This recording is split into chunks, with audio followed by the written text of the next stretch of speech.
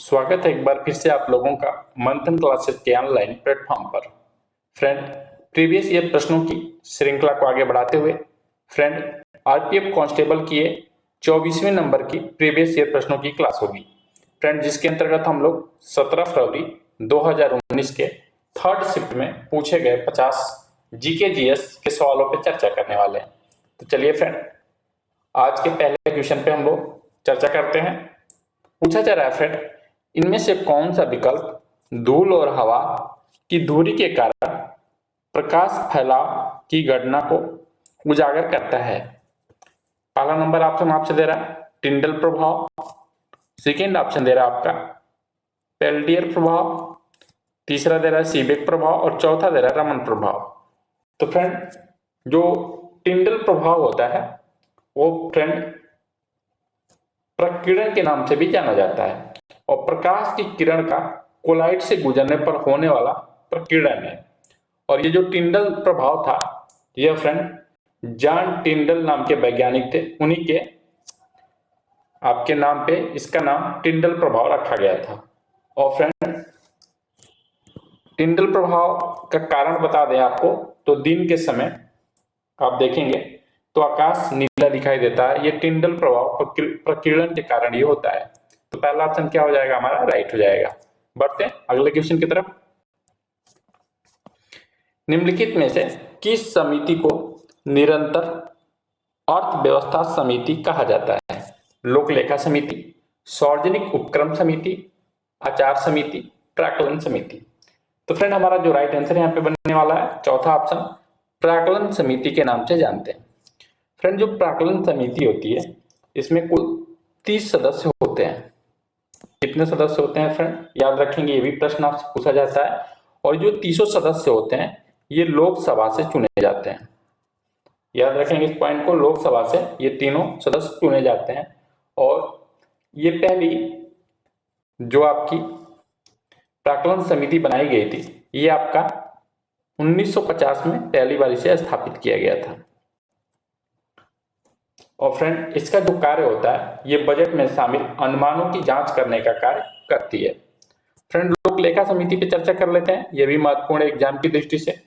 Friend, लोक लेखा समिति जो है ये 1919 अधिनियम, जो हमारा 1919 का अधिनियम था, उसी के अंतर्गत लोक लेखा समिति बनाई गई थी।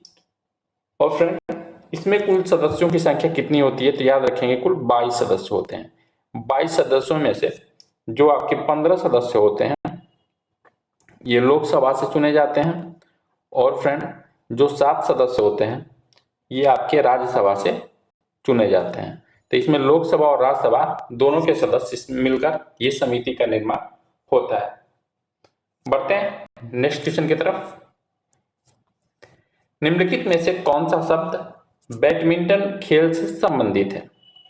Nelson, dolphin kick, drop, googly. तो फ्रेंड, जो क्वेश्चन नंबर 3 का राइट आंसर होने वाला है, तीसरा ऑप्शन राइट हो जाएगा। ड्रॉप के नाम से जानते हैं, ड्रॉप कहलाता है फ्रेंड। और एक प्रकार का नाजुक स्ट्रोक होता है जो नेट को पार करके जो हमारा प्रतिद्वंदी खिलाड़ी होता है के फोर कोर्ट में गिरता है ये। बढ़ते हैं नेक्स्ट सवाल की तरफ। राज्य मानवाधिकार आयोग के सदस्य को कौन हटा सकता है? अध्यक्ष, राज्यपाल, उच्च न्यायालय, सुप्रीम कोर्ट। तो फ्रेंड, राइट आंसर जो बनने होगा यहाँ पे पहला ऑप्शन हमारा क्या हो जाएगा? राइट हो जाएगा। अध्यक्ष हटा सकता है। और हटाने की जो प्रक्रिया होती है किसी भी सदस्य को, जैसे आपके हाई कोर्ट में जो हमारा हाई कोर्ट होता है, उच्च न्यायालय होता है, उसमें जो न्यायाधीश को हटाने की जो प्रक्रिया होती है साबित कदाचार के आधार पे, उसी प्रकार से यहाँ राज्य मानवाधिकार आयोग के सदस्यों को भी हटाया जाता है। अगर राज्य मानवाधिकार आयोग के गठन की बात करें कि राज्य मानवाधिकार आयोग का गठन कब किया गया था, तो फ्रेंड याद रखेंगे 12 अक्टूबर 1993 में राज्य मानवाधिकार आयोग का गठन किया गया था। और फ्रेंड, इसमें जो अध्यक्ष बनते हैं ये आपके हाई कोर्ट के सेवानिवृत्त, याद रखें हाई कोर्ट यानी उच्च न्यायालय के सेवानिवृत्त मुख्य न्यायाधीश ही होने चाहिए। और इनकी नियुक्ति करने का कार्य जो किया जाता है वो राज्यपाल के द्वारा अध्यक्ष की नियुक्ति की जाती है। बढ़ते हैं क्वेश्चन नंबर 5 की तरफ। निम्नलिखित में से किस राजवंश ने वेसेरियान शैली, जिसे बेसर शैली के नाम से भी जानते हैं, वास्तुकला की शुरुआत की थी? चोल, चालुक्य, काकतीय वंश, गुप्त वंश। तो फ्रेंड राइट आंसर हो जाएगा सेकेंड ऑप्शन, चालुक्य वंश के द्वारा आपके बेसर शैली, जिसे बेसरियान शैली के नाम से भी जानते हैं, यह आपकी शुरुआत की गई थी। ये जो शैली होती है बेसर शैली फ्रेंड, ये दो शैलियों से मिलकर बनी हुई है। ये मिश्रण है, एक नागर शैली, एक नागर, और दूसरी क्या है? द्रविड़। द्रविड़, ये दो शैलियां मिलके आपके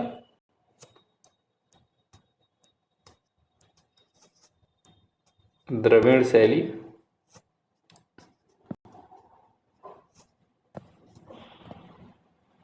मिलकर ये बनी होती है आपकी। याद रखेंगे इस पॉइंट को, द्रविड़ और नागर शैली का ये मिश्रण होता है बेसर शैली। और एग्जाम्पल की बात करें तो आपके विरूपाक्ष मंदिर जो है आपका, और एहोल का दुर्गा मंदिर जो है, ये आपका बेसर शैली में ही बने मंदिर हैं।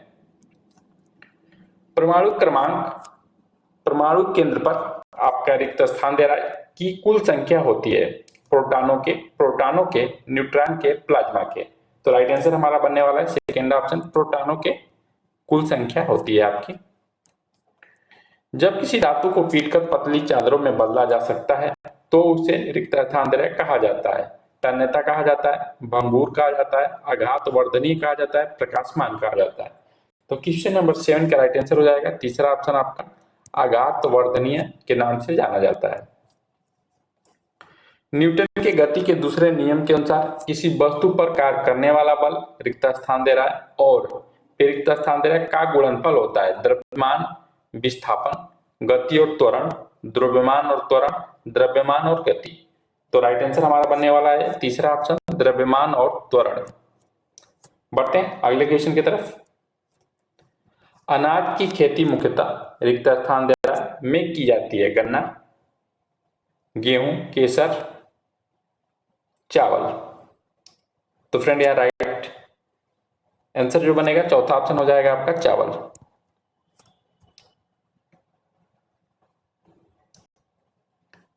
बढ़ते हैं अगले क्वेश्चन की तरफ।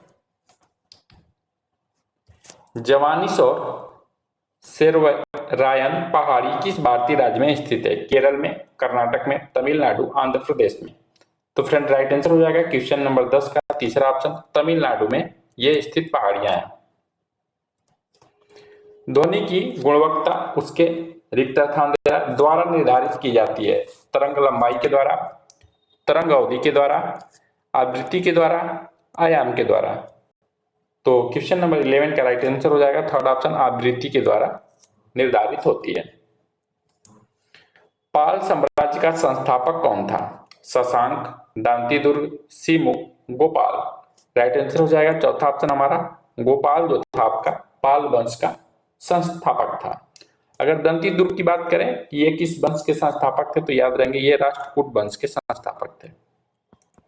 राष्ट्रकूट वंश का ये संस्थापक था। सीमुख की बात करें, सीमुख किस वंश के संस्थापक थे, तो याद रहेंगे सातवाहन वंश के। सातवाहन वंश का संस्थापक कौन था? सीमुख था। और शशांक जो था बंगाल का शासक था, और ये हर्ष के समय युद्ध किया था। बढ़ते हैं अगले क्वेश्चन की तरफ। ट्रॉफी से संबंध में एमवीपी शब्द का पूर्ण अर्थ क्या है? तो यहाँ राइट आंसर हमारा जो बनेगा तीसरा ऑप्शन, सबसे मूल्यवान खिलाड़ी। राइट आंसर हो जाएगा यहाँ पे।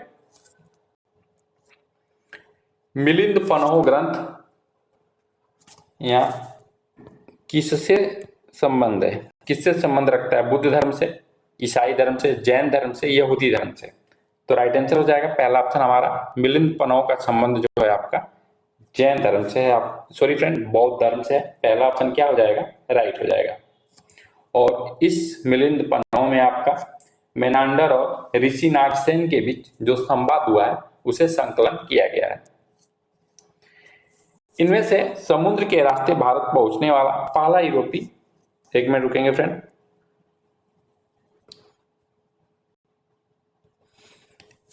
पूछा जा रहा है क्वेश्चन नंबर 15 में, इनमें से भारत के रास्ते समुद्र के रास्ते भारत पहुंचने वाला पहला यूरोपी कौन था?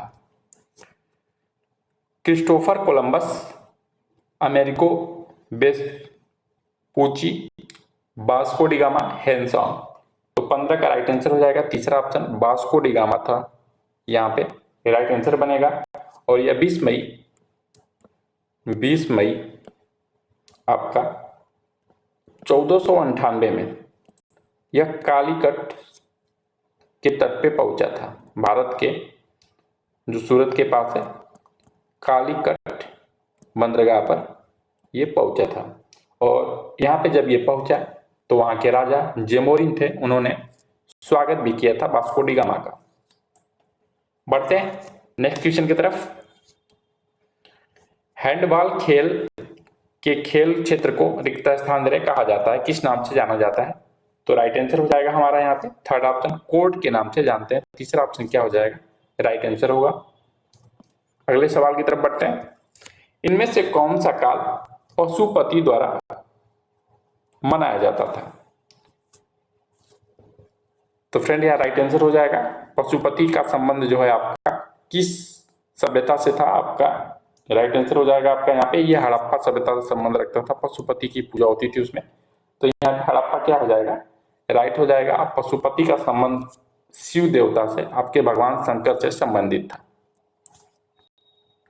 निम्नलिखित में से कौन सा वेंटिलेटेड बीमारी है?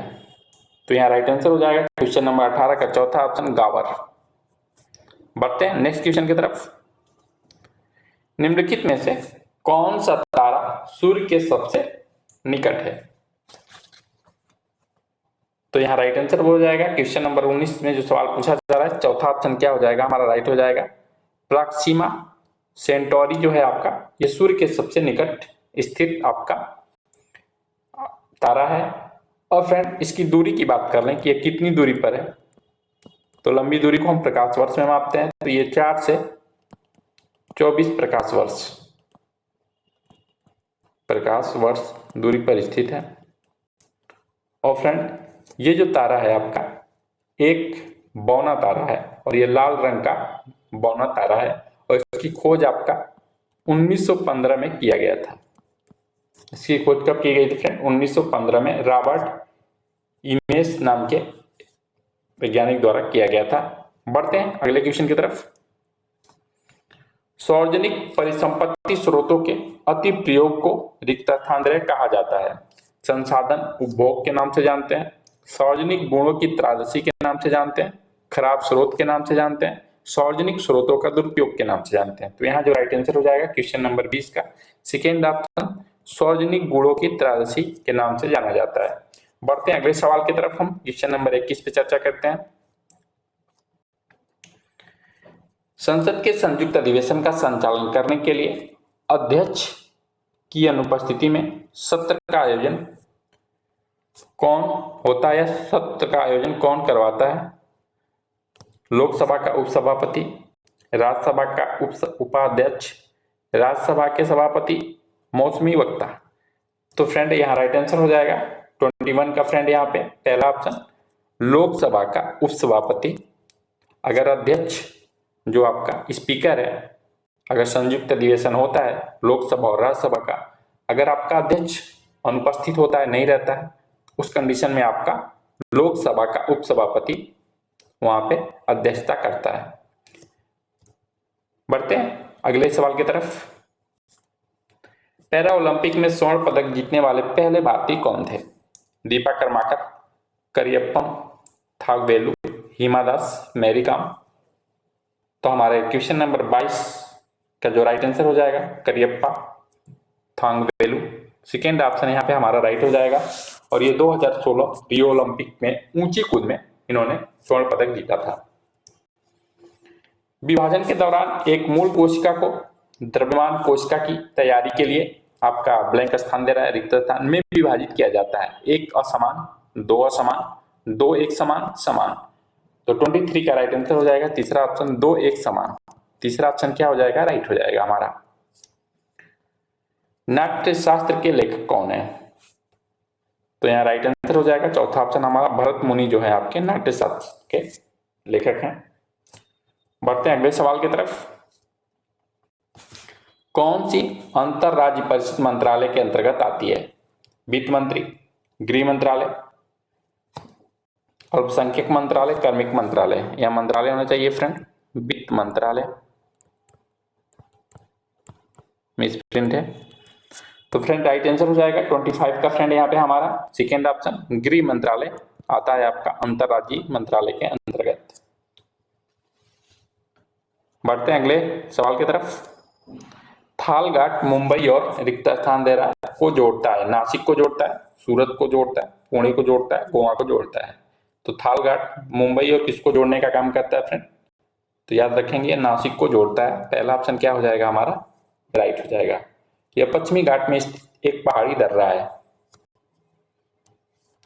निम्नलिखित में से कौन सा क्रिकेट से संबंधित यहाँ नहीं है? याद रखेंगे फ्रेंड ऐसे सवालों में नहीं है, ध्यान रखेंगे नहीं है पूछा जा रहा है। Irani cup, Kalinga cup, Ranji trophy, Deodhar trophy. तो फ्रेंड राइट आंसर हमारा जो बनेगा यहाँ पे सेकेंड ऑप्शन कलिंग कप जो है आपका ये क्रिकेट से संबंधित नहीं है। ये किस खेल से संबंधित है? तो ये फुटबॉल से संबंधित आपका संबंधित है। और फ्रेंड शेष 3 जो बच रहे हैं ये आपका सभी क्रिकेट से संबंध रखते हैं। बढ़ते हैं क्वेश्चन नंबर 28 की तरफ। पुरुषों में कौन से लिंग जिन मौजूद होते हैं? तो फ्रेंड राइट आंसर हो जाएगा तीसरा ऑप्शन एक्स और वाई पाए जाते हैं। भारत और बेल्जियम और स्पेन में किस प्रकार के परसंगी प्रथा अपनाई जाती है? वित्तीय संघ का तरीका, प्राकृतिक मिलन की विधि, परसंगी प्रशासित विधि, परसंगी रूप से संघीकृत राज्य। तो यहाँ 29 का राइट आंसर हो जाएगा तीसरा ऑप्शन हमारा परिसंघी प्रशासित विधि के नाम से जानते हैं। बढ़ते हैं अगले क्वेश्चन की तरफ। निम्नलिखित में से कौन सा शहर पाटलिपुत्र को स्थापित किया था? अशोक, उदयन, दशरथ, चंद्रगुप्त मौर्य। तो राइट आंसर हो जाएगा हमारा चौथा ऑप्शन चंद्रगुप्त मौर्य के द्वारा आपका किया गया था। हमारा अगले सवाल में पूछा जा रहा है भारत के आकस्मिक निधि किस अनुच्छेद के अंतर्गत आती है? तो हमारा जो आर्टिकल होगा ये आर्टिकल 267। पहला ऑप्शन क्या हो जाएगा? राइट हो जाएगा अनुच्छेद 267 के अंतर आकस्मिक निधि का वर्णन मिलता है। इनमें से कौन सा द्वीप नाइजर और जिम्बाब्वे में है? कौन सा द्वीप आपका नाइजर और जिम्बाब्वे में है? उत्तरी अमेरिका, यूरोप, एशिया, अफ्रीका। तो राइट आंसर हो जाएगा चौथा ऑप्शन हमारा अफ्रीका। राज्य मानवाधिकार आयोग के अध्यक्ष कौन हो सकता है? तो फ्रेंड आपकी चर्चा कर चुके हैं इस पे। इसमें उच्च न्यायालय का जो सेवानिवृत्त मुख्य न्यायाधीश होता है। तो राइट आंसर क्या हो जाएगा फ्रेंड हमारे यहाँ पे क्वेश्चन नंबर 33 का सेकेंड ऑप्शन उच्च न्यायालय का सेवानिवृत्त मुख्य न्यायाधीश आपका अध्यक्ष बनता है और इसकी नियुक्ति आपके राज्यपाल के द्वारा की जाती है। निम्नलिखित में से अंतिम मौर्य राजा कौन था? ये बहुत ही महत्वपूर्ण क्वेश्चन है, बार बार एग्जामों में रिपीट होता है, तो याद रखेंगे कौन था फ्रेंड। पहला ऑप्शन क्या हो जाएगा? राइट हो जाएगा बृहद्रथ जो था ये मौर्य वंश का अंतिम राजा था।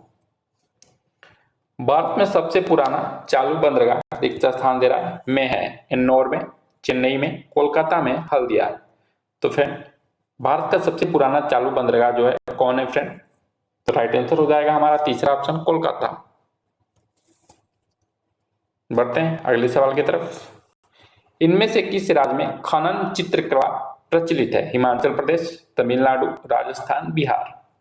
तो फ्रेंड राइट आंसर हो जाएगा चौथा ऑप्शन हमारा बिहार।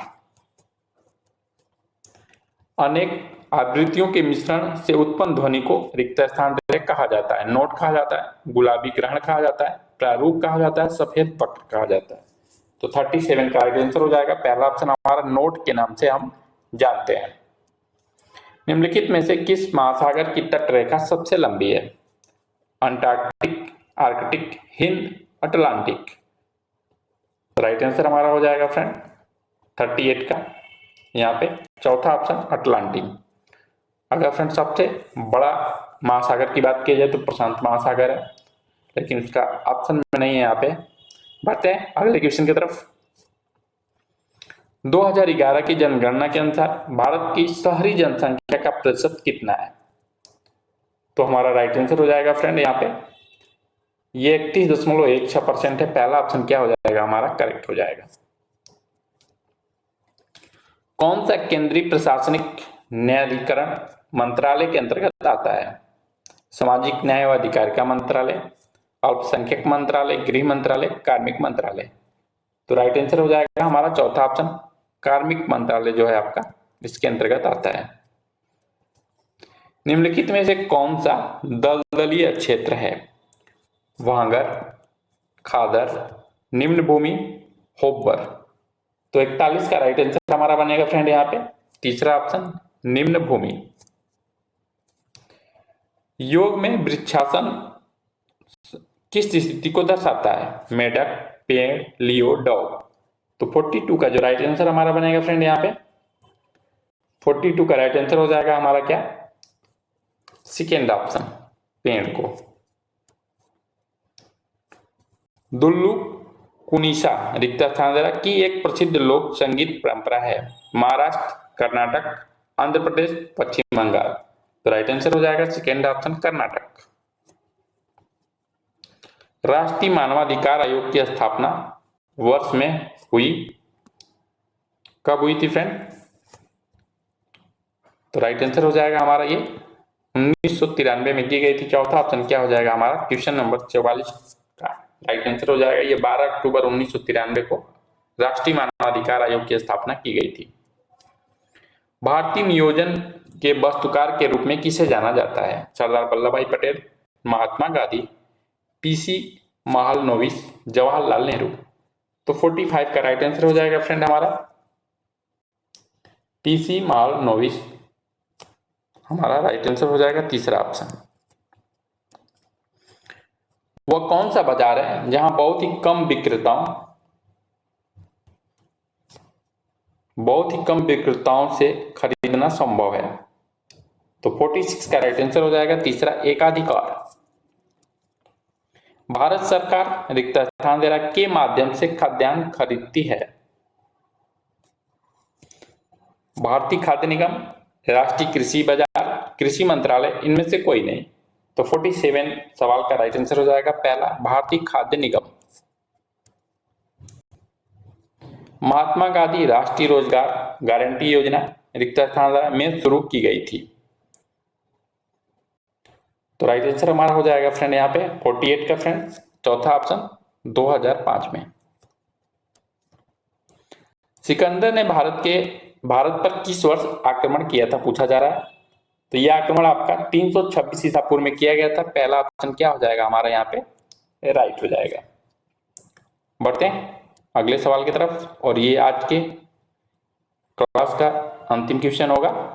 किस विधेयक के द्वारा भारत सरकार की सामूहिक निधि से धन निकाल सकती है? सामान्य विधेयक, विनियोग विधेयक, धन विधेयक, वित्तीय विधेयक। तो फ्रेंड यहाँ राइट आंसर हमारा जो बनेगा क्वेश्चन नंबर 50 का सेकेंड ऑप्शन विनियोग विधेयक के माध्यम से भारत सरकार सामूहिक निधि से धन निकाल सकती है। तो इस प्रकार फ्रेंड हम लोग 50 महत्वपूर्ण आपके आरपीएफ कांस्टेबल के प्रीवियस ईयर प्रश्नों पे चर्चा किए हैं फ्रेंड। इसी प्रकार से हम अब तक आरपीएफ कांस्टेबल और आरपीएफ एसआई के जितने भी आपके प्रीवियस ईयर के प्रश्न कराए गए हैं उनको हम डेली क्लासों के माध्यम से कवर कर रहे हैं। तो फ्रेंड आप इन क्लासों को जरूर देखिए। इसके साथ साथ हम आरपीएफ एसआई के भी प्रीवियस ईयर प्रश्नों को करा रहे हैं, एनटीपीसी प्रीवियस ईयर प्रश्नों को भी करा रहे हैं। तो फ्रेंड आप इस सेशन से जुड़िए, हमारे क्लास से जुड़िए। और फ्रेंड अभी तक हमारे इस चैनल को सब्सक्राइब नहीं किया तो सब्सक्राइब भी कर लीजिए और फ्रेंड बेल आइकन को प्रेस कर दीजिए जिससे आपको क्लास की सूचना मिलती रहे। मिलते हैं हम नेक्स्ट प्रीवियस ईयर प्रश्नों के साथ। लास्ट तक हमारी क्लास देखने के लिए थैंक यू।